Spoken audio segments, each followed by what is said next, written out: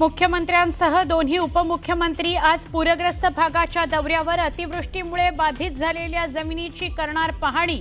मुख्यमंत्री सोलापूर आणि लातूरमध्ये तर शिंदे धाराशिवमध्ये करतायत पाहणी। सोलापूरच्या कोर्टी भागातल्या नुकसानग्रस्त शेतकऱ्यांशी संवाद साधला अजित पवारांनी। पंचनाम्याकरता ड्रोनचा वापर 65 मिलीमीटर पावसाची अट ठेवणार नाही, अजित पवारांनी दिलं आश्वासन। जालन्यातील गोळे गावात पंकजा मुंडेंकडून पूरग्रस्त भागात नुकसानीची पाहणी। ट्रॅक्टर बसून पंकजा मुंडेंचा दौरा। भाजप आमदार बबनराव लोणीकरही होते सोबत।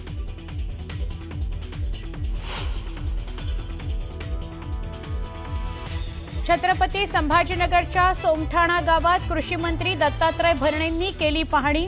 दौऱ्यादरम्यान पूरग्रस्तांनी भरणेंना घेरलं। शेतकऱ्यांनी केली कृषी मंत्र्यांवर प्रश्नांची सरबत्ती।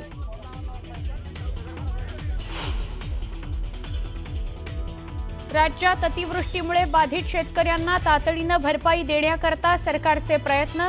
सर्वाधिक पाऊस ऑगस्ट आणि सप्टेंबरमध्ये। नुकसानीचे पंचनामे युद्धपातळीवर सुरू। कृषी मंत्री दत्तात्रय भरणेंची माहिती। सोलापूरच्या माढातील निमगावात अजूनही पूरस्थिती कायम। परिसरातील घरं आणि शेती पाण्याखाली। जनजीवन पूर्णपणे विस्कळीत।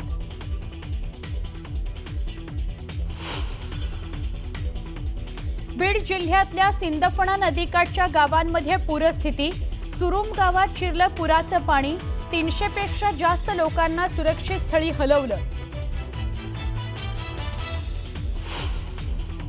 जळगावातील एरंडोल तालुक्यातील अंजनी नदीला पूर। नदीवरील मरीमाता मंदिराजवळचा पूल पाण्याखाली आणि त्यामुळे खचला। नागरिकांमध्ये भीती।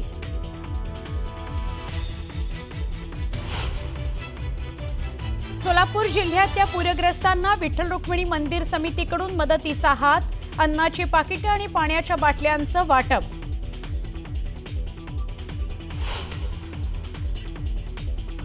सोन्याच्या दरानं गाठला नवा उच्चांक। सोनं प्रतितोळा 1,18,900 रुपयांवर। सोन्याचे दर सर्वसामान्यांच्या आवाक्याबाहेर।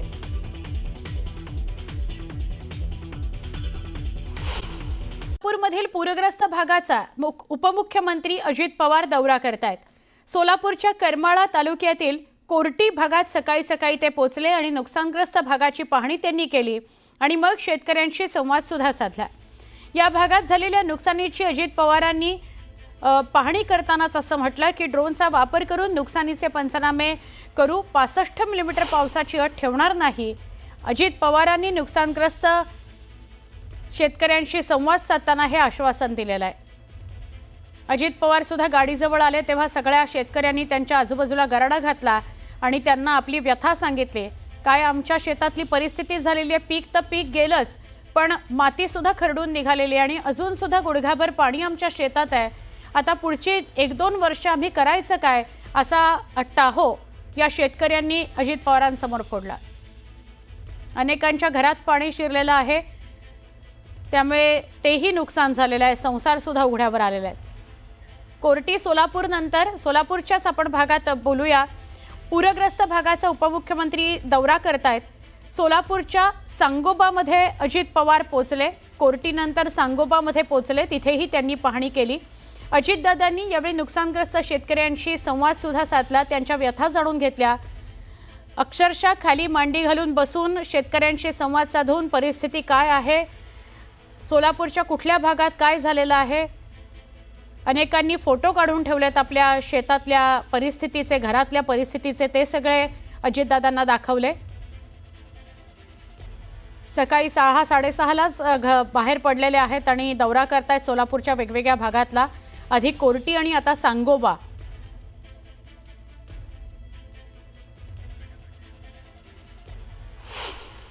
सगळेच मंत्री, नेते, पालकमंत्री सगळेच बाहेर पडलेले आहेत। त्याचप्रमाणे पंकजा मुंडे या देखील जालन्यातील गोळेगाव इथं नुकसानग्रस्त भागाची पाहणी करायला दाखल झाल्या। गेल्या काही दिवसांपासून जालना जिल्ह्यात अतिवृष्टीनं हाहाकार माजवलेला आहे। त्या पार्श्वभूमीवर जालन्याच्या पालकमंत्री पंकजा मुंडेंनी सकाळीच जिल्ह्यातील गोळेगावातून पाहणीला सुरुवात केलेली आहे। ट्रॅक्टरवर बसून पंकजा मुंडे पूरग्रस्त भागाची पाहणी करतायत। यावेळी पंकजा मुंडेंसोबत भाजप आमदार बबनराव लोणीकर सुद्धा होते। बबनराव लोणीकर स्वतः ट्रॅक्टर चालवत होते आणि बाजूला पंकजाताई बसलेल्या होत्या। जालन्यातल्या अनेक भागांची पंकजा मुंडे सुद्धा पाहणी करणार आहेत। मुख्यमंत्री, दोन्हीही उपमुख्यमंत्री हे दौऱ्याकरता नुकसानग्रस्त भागात पोहोचलेले आहेत। सगळे पालकमंत्री सुद्धा शेतकऱ्याच्या बांधावर जात आहेत आणि काय नेमकी परिस्थिती आहे ती समजून घेण्याचा प्रयत्न करत आहेत। यावरून नुकसान भरपाई देण्यासाठीचे जे निकष आहेत ते ठरवले जातील सगळे नेते मंत्री बसून। आता आपण जालन्यानंतर धाराशिवकडे वळूया। धाराशिवमध्ये सुद्धा मुसळधार पाऊस आहे आणि त्यामुळे पूर्ण जनजीवन विस्कळीत झाले। गेले 5-10 दिवस अशीच परिस्थिती धाराशिवमध्ये आहे। गेल्या काही दिवसांपासून सुरू असलेल्या पावसामुळे खैरी या नदीला पूर आला। पुरामुळे परंडा तालुक्यातील शेळगाव गावाला पूर्णपणे पुराच्या पाण्याचा वेढा बसला। शेतं तर शेतं, घरं सुद्धा पाण्याखाली गेलेली आहेत। लोकांना आता जगणं सुद्धा मुश्किल झालंय। संपूर्ण गावाला पुराचा वेढा बसलाय, त्यामुळे जनजीवन विस्कळीत झालेलं आहे। धाराशिवमध्ये भूम आणि परंडा हे 2 तालुके ज्याला प्रचंड पावसाचा तडाखा बसलाय। आपण थेट बोलणार आहोत बालाजी निरफळी यांच्याशी। ते आता याच भागामध्ये आहेत, पूरग्रस्त परिस्थिती तेही बघतायत समोर। बालाजी, आपण तर गेली काही दिवस सलग दाखवतोय की काय परिस्थिती आहे भूम परंडा या सगळ्या भागामध्ये। काय सांगाल अधिक, आत्ता आपण कुठे आहात, काय परिस्थिती आहे? सुवर्णा, मी आता सोलापूरच्या मुंगशी या गावात आहे, जिथं अजित पवार उपमुख्यमंत्री थोड्याच वेळात दाखल होतील। मी मुंगशीचे सुवर्णा पहिल्यांदा तुला दृश्य दाखवतो। हा मुंगशी परिसर आहे, मुंगशी गाव आहे आणि याच्या पलीकडेच परंडा तालुका आहे। परंडा तालुक्यातील सीना कोळेगाव धरणाचं जे पाणी सोडलेलं आहे याच नदीमार्फत या मुंगशी गावातून हे पाणी वाहतं। पाण्याचं स्वरूप जर बघितलं सुवर्णा, तर किती आसपासच्या परिसरात नुकसान असेल याचा अंदाज येऊ शकतो। गावकऱ्यांचे जे व्यथा आहेत, आम्ही जेव्हा बोलतो गावकऱ्यांनी त्यावेळेस सांगितलं की ते पूल आहे तो परंडा आणि याला जोडतो। तो पूल त्यांच्या रहदारीचं साधन आहे, मात्र तो पूल छोटा आहे। पूल मोठा करण्याची गावकऱ्यांची मागणी आहे। ज्या पद्धतीत पाणी आलंय, गावचा काही दिवसापासून संपर्क तुटला होता। आपल्यासोबत गावकरी सुद्धा या घडीला आपल्यासोबत आहेत। अजित दादा पवार सुद्धा थोड्या वेळात या गावात दाखल होतील। लांबोटीचा त्यांनी दौरा केलेला आहे, त्यांनी तिथे शेतकऱ्याशी संवाद साधला। आपल्यासोबत गावकरी, काय बाबा काय परिस्थिती आहे? नाही पाणी एवढं घरात नदीत कुठं तुमच्या घरात पाणी? इथं घरात हां काय नाही राहिलं आमचे। हां, हातराय पांघरायचे सगळं। किती दिवस झालं पाणी नाही? 3 दिवस झाला। 3 दिवस झालं। 3 दिवस मग खायचं प्यायचं कुठं? इथं हाय खाते हां, गावात। पंचरा अधिकारी भेटले नाहीत का? काही दिलासा दिला नाही का अधिकाऱ्यांनी बोलून? नाही काय नाही काय नाही। आणखीन गावकरी आहेत, मला सांगा किती दिवस झालं गावात पाण्याची परिस्थिती आहे? पाण्याची परिस्थिती असेल, कुठलं पीक गेलंय प्रामुख्याने तुमच्यातलं? केळी गेले, ऊस गेल्यात, डाळिंब गेलंय, सगळं पूर्णपणे वाहून गेले। जमिनीचं नुकसान झालेलं आहे। पुलावरती जवळजवळ 100 ते 150 फूट पाणी आहे। त्याच्यामुळे मुलांना सुद्धा शाळेत जायला 1 महिना झालं पूर्णपणे गावातच आहेत। त्याच्यामुळे शाळेपासून वंचित आहेत मुलं आणि अजून 1 महिनाभर जवळजवळ पाण्यापासून जाता येणार नाही पलीकडे परंड्याकडे। आणि उन्हाळ्यामध्ये पाणी त्या धरणाचं सोडत नाहीत आणि पावसाळा आला की सोडून देतात। त्याच्यामुळे प्रत्येक वर्षीच आमची मुंगशीची अशी व्यथा आहे। पावसाळ्यात व्यथाच आहे। पावसाळ्यात अशी अडचणीची परिस्थिती निर्माण झाली की प्रशासनाकडून काही खायची प्यायची व्यवस्था किंवा काही असं प्रशासनाने काही केलं का गाव परिसरात? काय सुद्धा केलं नाही, काय सुद्धा केलं पंचनामे तर किमान झालेत का? येते ते जाते ते मग कुणाकडे मांडता रडगाणं? रणगाणं आता कोणाकडे मांडायचं? आता ऐकायलाच कोणी नाही तर सांगायचं कोणाला? आता अजित दादा येतात, काय सांगणार अजित दादा? अजित दादाला प्रामुख्याने पुलाची मागणी आहे। या पुढे एक पण लोकप्रतिनिधी आलेला नाही। अजून बऱ्याच गावातल्या लोकांच्या घरामध्ये पाणी आहे। तालुक्याचा ना आमदार ना कोण ही आलेलं नाही बघायला। खासदारला सुद्धा फोन केला तर आला नाही। खासदार कोण? धैर्यशील मोहिते पाटील, त्यांना फोन केला होता? हो केला होता, तरी सुद्धा आले नाहीत ते। आमदार साहेब? आमदार तर आलेच नाही बघायला। गोरे साहेब आलते वाटते काल. गोरे आले होते, आले कुठेतरी एका कोपऱ्याला उभं राहिले आणि गेले निघून. हा, काय सांगा, तुमचे काय भावना आहे सांगा. इथून परांड्याला दररोज जाणाऱ्यांची 50-100 लोक जातात, रोजंदारीचा प्रश्न आहे. ज्यावेळेस परांड्याला जाऊन त्यांनी मजुरी करल त्याच दिवशी त्यांचं पोट भरतंय. अशी बरेच लोक आहेत तिथं. दरवर्षी शाळेचं नुकसान एवढं होतं की महिना लोक पोरांना शाळेत जाता येत नाही. आणि दवाखान्याचा प्रश्न हा मोठा ऐरणीवरचा विषय आहे. हा, आणि जवळजवळ 15 ते 20 किलोमीटर पासून लोकांचं रोजची रोज भाजीपाला असेल, दूध असेल, हे परांड्याला जातं. असं इतकी विकट परिस्थिती झालेली सध्या, नुकसान झालेलं आहे आमचं. काय बाबा, कपडे नाहीत काय, कुठे गेले कपडे अंगावर? कपडे वाहून गेली पाण्यात का. कपडे वाहून गेली, जनावर पाण्यात काढले परतभर पाण्यात. कधी कुठे जनावर आता तुमची? ठीक आहे, वर बांधले ते काय काय होतं शेतात? ऊस होता. हा, ऊसाची काय परिस्थिती आहे? ऊस गेला वाहून. ऊस गेला. कांदा आहे का? कांदा नाही, कांदा पेरला होता. ऊस गेला मोठा, ऊस लावला होता. किती गेली गावा वाहून? कांदा, हा ते ऊस, हा तूर, हा.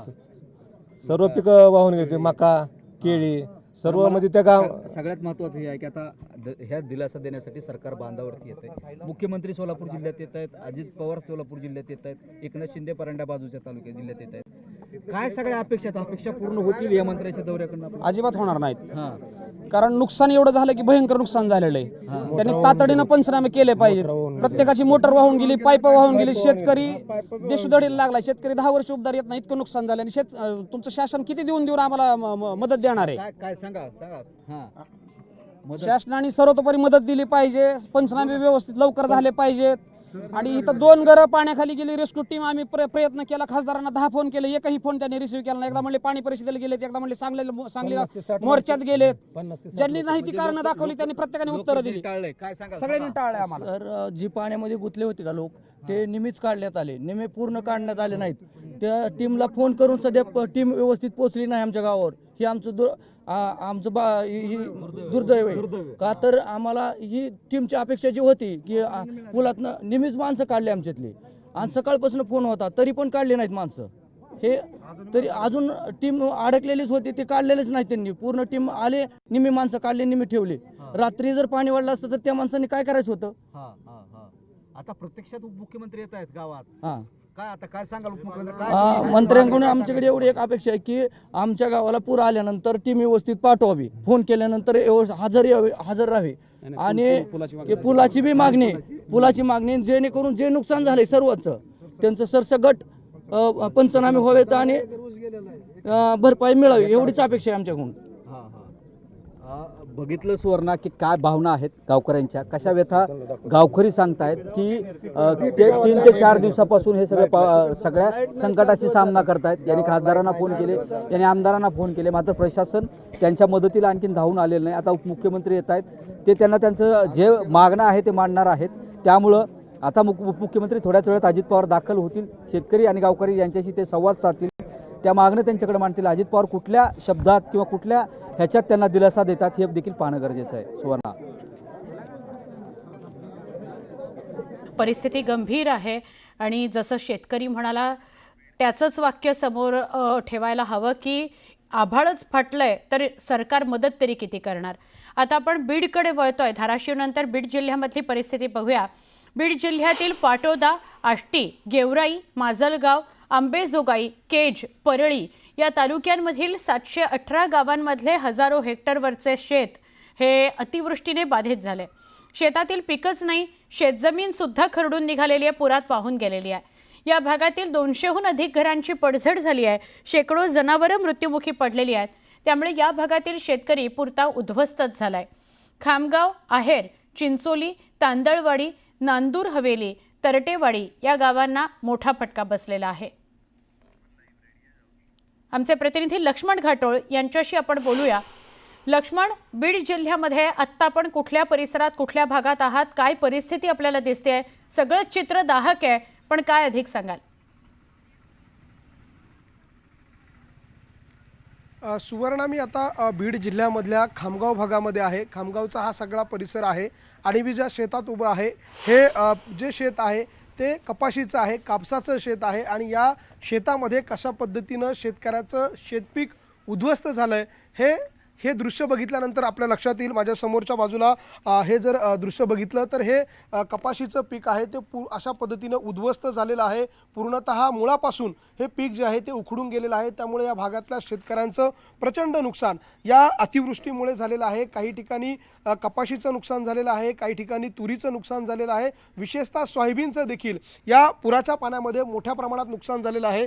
समोर सिंदफणा नावाची एक नदी आहे. आता मी ज्या ठिकाणी उभा आहे त्यापासून जवळपास अर्धा ते 1 किलोमीटर अंतरावरती ही सिंदफणा नदी आहे आणि त्याच नदीचं पात्र जे आहे ते अशा पद्धतीनं दोन्ही बाजूला विस्तारलं आणि या विस्तारलेल्या पाण्यामध्ये अशा पद्धतीनं या शेतकऱ्यांचं शेती पीक जे आहे ते वाहून गेलेलं आहे आणि त्यामुळे नदीच्या काठावर असलेली जी गावं आहे, ज्या वस्त्या आहे, जे शेत आहे ते दोन्ही बाजूने जवळपास 1-1 किलोमीटरपर्यंत बाधित झालेले आहे आणि त्यामुळे या भागातल्या शेतकऱ्यांचं अतोनात नुकसान झालेलं आहे. सुवर्ण जर आपण बघितलं तर या शेती पिकावरती या शेतकऱ्यांचा वर्षभराचा उदरनिर्वाह जो आहे तो अवलंबून असतो. येणारी दिवाळी जी आहे ती देखील याच पिकामधून मिळणाऱ्या उत्पन्नावर त्यांची अवलंबून होती. मात्र ते पीक आता त्यांच्या हातातून गेलेलं आहे. त्यामुळे अपेक्षा फक्त सरकारच्या मदतीची आहे. मात्र या भागामध्ये गेल्या 2 दिवसापासून जे रेस्क्यू केलं जात होतं, मदत कार्य केले जात होते, हे सगळे लोक आपल्यासोबत आहे. काही शेतकरी आहे, काही रेस्क्यू करणारी ही स्थानिक लोक आहेत. आपण त्यांच्याशी बोलणार आहोत. तुमच्या या तालुक्यामध्ये कुठल्या कुठल्या पिकांचं विशेषतः मोठ्या प्रमाणात नुकसान झालेलं दिसतंय? आमच्याकडं कापूस, ऊस, सोयाबीन ह्या पिकाचं नुकसान मोठ्या प्रमाणात झालेलं आहे. जमिनी आमच्या सगळ्या खडून गेलेल्या आहेत. तर तुमच्या माध्यमातून सरकारला हीच विनंती करणार की तुमचे निकष थोडे बाजूला ठेवून हेक्टरी किंवा कशी काय मदत करता येईल जे की शेतकरी वर्षभर जगल ह्या पद्धतीची मदताची अपेक्षा आम्हाला सरकारकडून आहे. सरकारकडून मदतीच्या अपेक्षा आहे. तुमचं कसलं शेत आहे आणि काय नुकसान झालंय? आमचा कापूस गेला, ऊस गेले, सोयाबीन गेली, सगळं कापाशी ते सगळं गेलं. किती नुकसान झालं? लय नुकसान झालं. आता नुकसान लय झालं. नुकसान खूप झालेलं आहे. आपण बघतोय सुवर्णा, माझ्या समोर जर बघितलं तर हे शेती पीक आहे ज्यामध्ये सर्वत्र आपल्याला पाणीच पाणी पाहायला मिळतंय. हा शेतकरी आहे ज्याचं हे शेत आहे. आपण त्याच्याशी बोलणार आहोत. काय नुकसान झालंय दादा तुमचं या पुराच्या पाण्यामुळे आणि किती भागाला फटका बसलाय? आमचं ह्या पुराच्या पाण्यामुळं कापूस गेला, सोयाबीन गेली, बाजरी लावली होती ती बाजरी बी गेली आणि माझ्या 20 नळ्या वाहून गेल्या, 1000 कडबा गेला. आता आम्ही सरकारने आम्हाला मदत करायला पाहिजे. सध्या काय मदतीची अपेक्षा आहे सरकारकडून? आम्हाला दिवाळी पाहिजे. दिवाळीला पैसे जे येणार होते ते नाही. आम्हाला मुलीचे लग्न करायचे आहेत, लग्नाला पैसे नाहीत. आम्ही काय करावं आता सध्या? कशावर अवलंबून होतं तुमचं? आमच्या साऱ्या शेतीवरच अवलंबून होतं. कुठलं प्रामुख्यानं असं पीक होतं की ज्यातून तुम्हाला येणाऱ्या दिवाळीला उत्पन्न मिळणार होतं? कापूस होतं, सोयाबीन बी होती, बाजरीचं पीक होतं तर बाजरी बी टोटल संपूर्ण गेली. 100% माल गेलेला आहे सध्या. काही शेत जमीन वाहून गेली का? हा, जमीन बी वाहून गेली, खांदू वावर गेलेत सारे.